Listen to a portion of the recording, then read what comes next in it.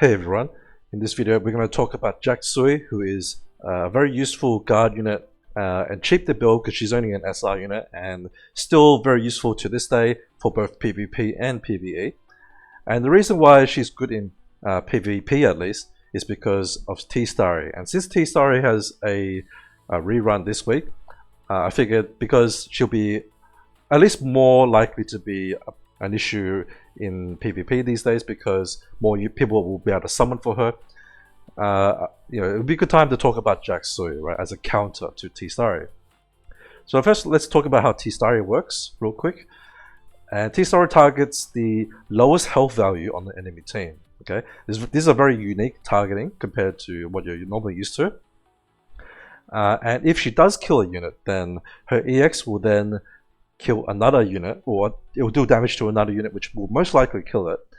And that is fixed damage based off attack, and it will also target the next lowest health unit on the field. Therefore, she could potentially just take out 2 units right off the bat, and that's what makes her so dangerous. Also at rank 4, she will get the Ignore Taunt ability. This is when T Starry actually starts to be very deadly, right? If she doesn't have this, then of course she'll just bounce off a tank most likely, right? But with this, then she'll start targeting your weaker units. Now to counter this, Jacksui is the unit that people have figured out to be quite useful in dealing with T Starry. And the reason is because she's able to get to max armor. Once she is max skilled, she'll have a passive ability, or an ability that kicks off right at the beginning of the battle, and it permanently increases her armor by 45%. And if you see here, my stat sheet is 60%. Obviously, that's if you add 45% to that, it's over 100%. And therefore, you just need 55% armor on your stat sheet, and that will give you enough armor to have 100% damage reduction as long as the enemy doesn't have an Ignore Armor ability, or maybe there's another unit that will attack her and reduce her armor. As long as that doesn't happen, then she can tank T Starry forever. And to reach this armor, you just need 2 armor cores. If you have a Mo, this will reduce the requirements as well, because Mo gives you a passive bonus to armor, right? And it just depends how much that is. If you have like a 20% armor from your Mo, then of course you can either remove 1 core, or you can just have 2 lower level armor cores, and you should be able to reach the required amount of armor with all that combined. And it's very important that you do not build any HP on this unit, because as you know, T Starry's ability targets the lowest health member, right? And the idea is to make Jacksui your lowest HP member on your team. And therefore, if you put any extra HP on her, then that reduces that likeliness, right? So even your supports will need some HP, and even your DPS will probably have to use some hybrid gear to get some additional HP on them, and make sure that your Jacksui is the lowest HP member. For this reason also, this is why you should leave your Jacksui at level 55.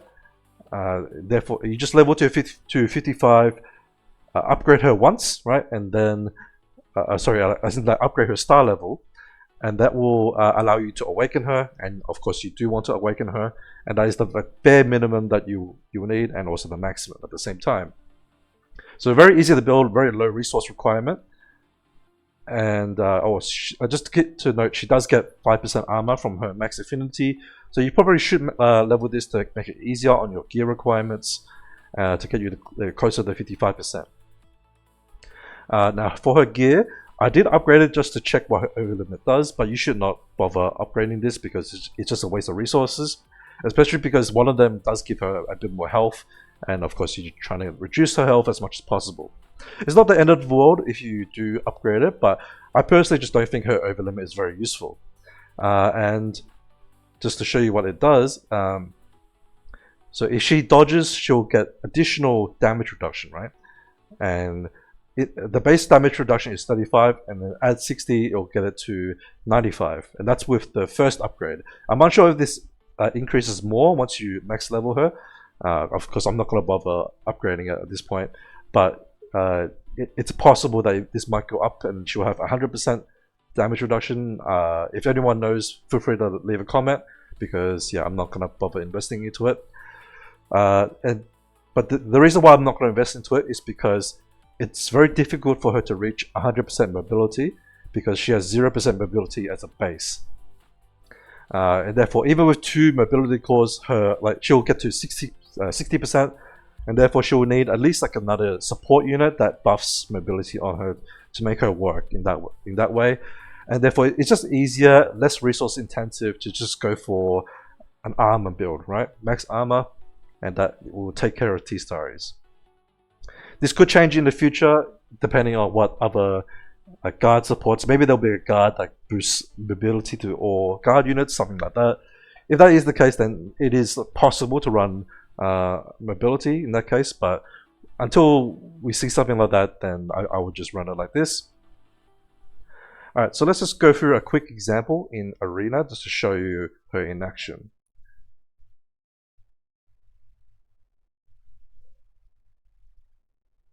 Okay, so just view. I know in this one I have there's a T Starry here, so I'm going to view battle. I'll let it run on ×4 to begin with, just to speed it up. But once we get closer to T Starry, I'll slow it down so you can see it in action. Now my Jacksui is right in the corner, so it's a little difficult to see the health, unfortunately. But I think it will be close enough to see. All right, so let's slow it down.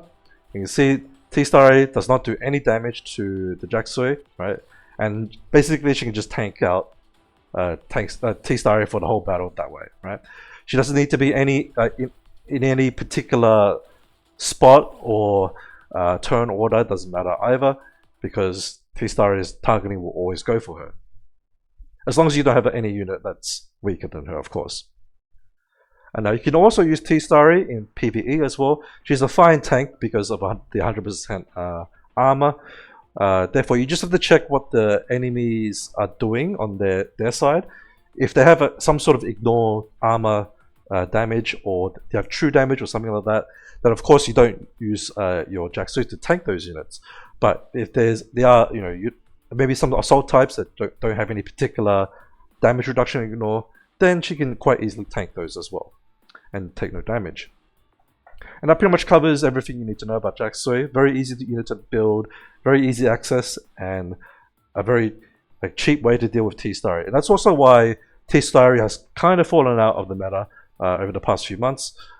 It's not saying that she's bad or anything, it's just that she's easily dealt with, right? But it does force people to put Jacksuis in their team. Therefore, there could be like a bit of like a tug of war between like people putting T Starry in, and then defenses put Jacksui in, so they take out their T Starry to put something else in, and rinse and repeat, right? It's a bit of a cycle. All right, that's all I could think of. So if there's anything else that I might have missed, feel free to ask in the comments, and I'll get back to you as soon as possible. All right, so until the next video, take care, and I'll see you in the next one. Bye bye.